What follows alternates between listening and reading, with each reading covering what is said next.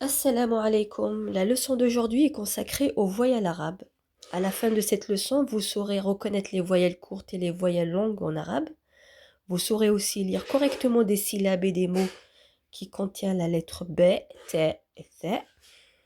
Et vous allez comprendre la différence de prononciation entre ces deux types de voyelles. En arabe, il existe deux types de voyelles. Des voyelles courtes qu'on appelle al-harakat et des voyelles longues qu'on appelle huruf al-mad. Une voyelle longue dure 2 fois plus longtemps qu'une voyelle courte. Commençons par les voyelles courtes. En arabe, il y a 3 voyelles courtes. Il y a la fatha qui donne le son A, la dhamma qui donne le son O et la kasra qui donne le son I. Fatha, c'est un trait qu'on place au-dessus d'une lettre, comme ça. Et on prononce la lettre B. B. Attention, le son, c'est pas ba, c'est un son entre le A et le E, accent grave. Avec un dhamma, c'est une boucle qu'on place au-dessus d'une lettre et on prononce la lettre bo. Al-kasra, c'est un trait qu'on place sous la lettre et on prononce la lettre B. On ajoute al-fatha pour la première ligne de lettres, B, T, Th. La deuxième ligne, on ajoute un dhamma, bo, bo, to, tho. La dernière ligne, on ajoute al-kasra, prononce B, T, Th. Passons maintenant aux voyelles longues, huruf al-mad. Les voyelles longues utilisent des lettres spéciales appelées huruf al-mad. Il y en a 3. Il y a l'alif, waw et ya. La première voyelle, on l'appelle alif al-mad. Et cette voyelle se forme avec al-fatha. Exemple, j'écris la lettre B avec al-fatha.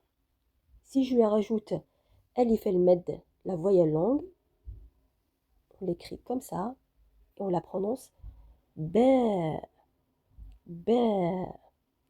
La durée du son est plus longue qu'une voyelle courte.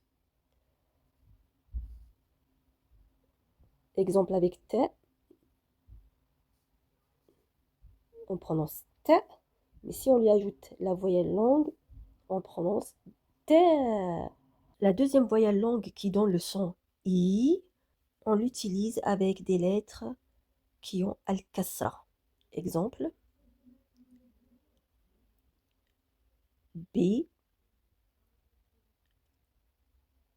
T, Th. Il y a 2 différentes façons d'écrire la voyelle longue I dans un mot, selon son emplacement dans le mot. Si la voyelle longue est à la fin du mot, on l'écrit de cette façon et on prononce la lettre B. B.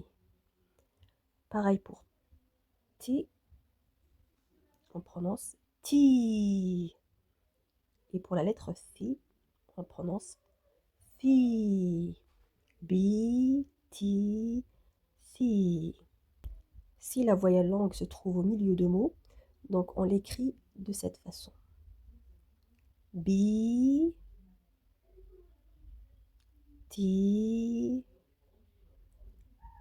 Fi. La troisième voyelle longue qui donne le son OU s'utilise avec les lettres qui ont un dhamma. Avec bo, comme ça, ici on le prononce bo. Si on lui ajoute la voyelle longue, on prononce bou. Avec la voyelle longue, on prononce bou. Tout, avec la voyelle longue, on le prononce tout. Et thou, avec la voyelle longue, on le prononce thou. Vous voyez que ici, le son il est beaucoup plus lent que avec les voyelles courtes. Passons aux exercices. Exercice 1. Ajoute la bonne voyelle. Exemple, B plus fatha égale ba. La lettre ta avec kasra. Comment on l'écrit? On l'écrit ti. Ti. Maintenant, tha avec dhamma. On l'écrit comment? On l'écrit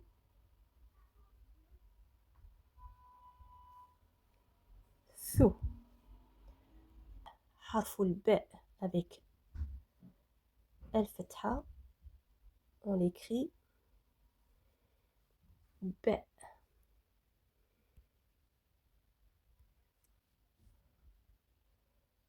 Maintenant, harf ta avec dhamma. On l'écrit to. Exercice de lecture.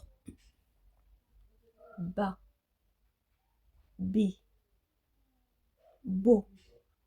Ba, bi, bo, ta, ti, to.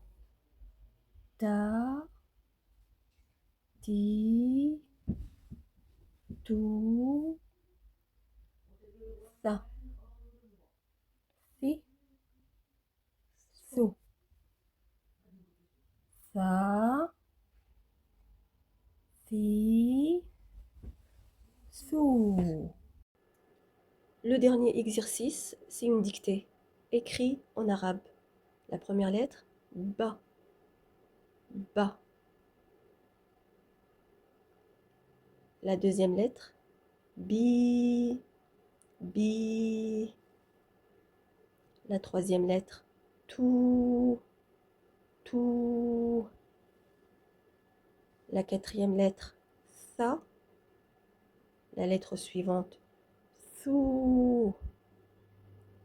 L'avant-dernière lettre, ti, ti. Et la dernière lettre, ba. Voici la solution de la dictée. C'est la fin de ce cours. Ce cours, on a appris à reconnaître les voyelles courtes et les voyelles longues.